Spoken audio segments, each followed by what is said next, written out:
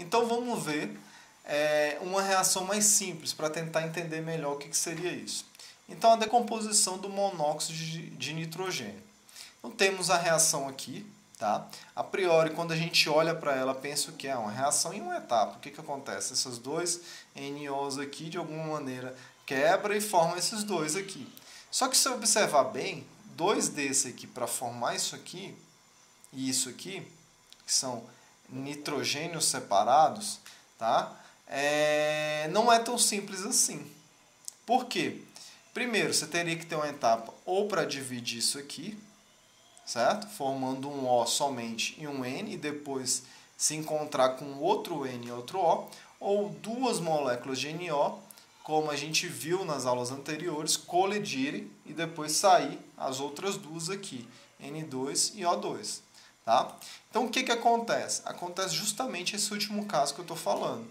Duas moléculas de óxido de nitrogênio produzem o dióxido de dinitrogênio, certo? E depois que há a formação dessa substância, há a produção de nitrogênio e oxigênio.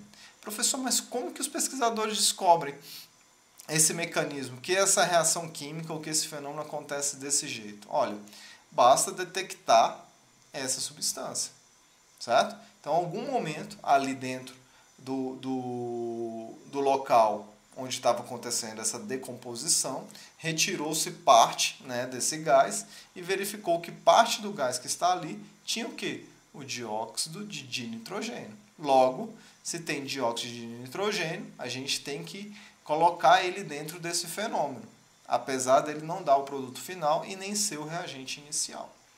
Então, esse é o mecanismo dessa reação química. Como que acontece? Duas moléculas de óxido de nitrogênio se juntam, colidem, ficam um tempo ali e depois separa 2 de nitrogênio e 2 de oxigênio, certo?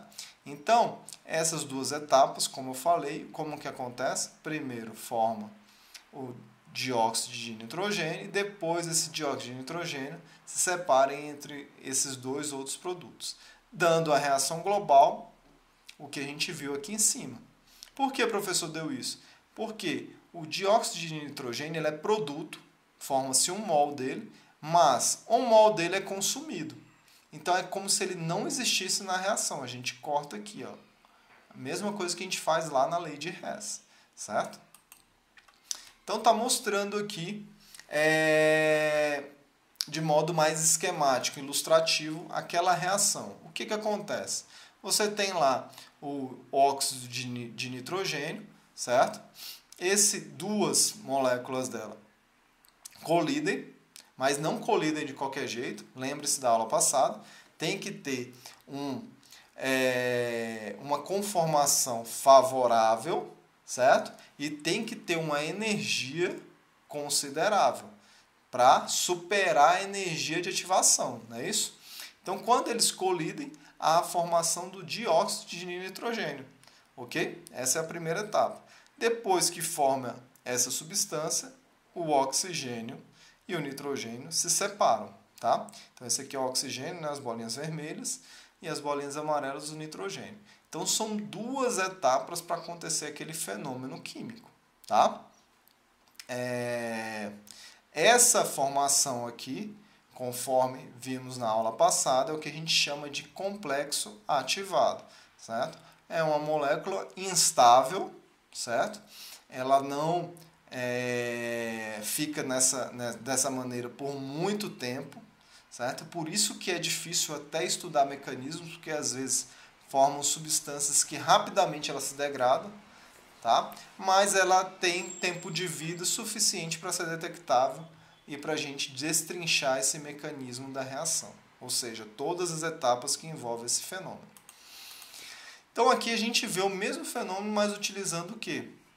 O diagrama de energia, semelhante, gente, ao que a gente estuda lá em termoquímica. Então o que mostra aqui? Energia potencial no eixo Y e evolução da reação, poderia ser tempo também, tá? Então, a evolução da reação aqui no eixo X.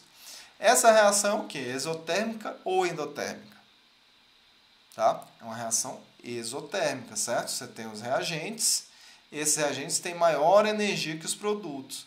Quando os reagentes formam os produtos, essa diferença de energia que é liberada, certo? Para as vizinhanças. O sistema perde energia, libera energia. A energia vai para fora do sistema. Só que, para essa reação acontecer, ela tem que receber energia. Lembrem sempre de combustão. Tá? As reações de combustão elas são exotérmicas. Mas, para o fósforo pegar fogo, o que a gente tem que fazer? Dar energia por meio do atrito. Essa é a energia de ativação. Se você colocar o fósforo parado na caixinha, ele não vai pegar fogo. Certo? Se você deixar ele dentro do cilindro com 100% de oxigênio, ele não vai pegar fogo instantaneamente. Tá? Então tem que ter uma energia inicial. Essa energia inicial, no caso dos fósforos, é dada pelo atrito. Então, essa reação aqui também, como todas as reações químicas, tá? Tem que ter uma energia inicial para superar, certo? Essa energia de ativação do sistema. Quando essa energia potencial está próxima aqui, começa a se formar esses produtos. Quando chega na energia média de ativação aqui, há uma formação de produtos. Tá? Por quê? Nesse momento, quando essas duas moléculas se colidirem, eles vão ter o quê? Energia suficiente, certo? Para formar esse intermediário, e aí formando esse intermediário, ele pode se separar formando os produtos. Tá bom? Então, aqui mostramos, né, a variação de energia que acontece aí. Então, tanto reações químicas exotérmicas quanto endotérmicas, tá, gente? Se precisa de energia para que ela aconteça. No caso das exotérmicas, depois que começa a reação, essa própria energia que é liberada do sistema, ela pode ser aproveitada para que a reação continue a acontecer. Tá? É o que a gente diz uma reação em cadeia, que a gente já falou também quando falamos de fogo e incêndio, nas primeiras aulas, tá bom? Então, o que acontece? Aqui a gente tem uma ideia de que a formação desse intermediário aqui é a etapa determinante da rapidez dessa reação. O que eu quero dizer com isso? Olha, gente, se aqui, para que aconteça essa reação química, por exemplo, demora 1 minuto, certo? 1 minuto para a formação desse intermediário, e depois que forma o intermediário para formar o produto, ela é praticamente instantânea. Qual que é a etapa lenta aí? É a formação do intermediário ou o intermediário formando o produto? É a formação do intermediário. Se a formação do intermediário, por exemplo, dura 1 minuto, e aqui é instantânea, milésimos de segundo, a rapidez dessa reação aqui a gente pode considerar que ela é o quê? Ela é de 1 minuto. Ela acontece em 1 minuto. Por que ela acontece em 1 minuto? Porque essa é a etapa mais lenta, ela que vai determinar o tempo de reação ou a rapidez dessa reação. Então, quando a gente analisa um mecanismo de reação, a etapa mais lenta ela é a etapa determinante da rapidez dessa reação. Tá? Então, se eu tenho uma reação química que ela precisa de 10 minutos para acontecer, e tem várias etapas ali, uma delas é a etapa mais lenta, que dura próximo de 10 minutos, porque as outras são mais rápidas a partir dela.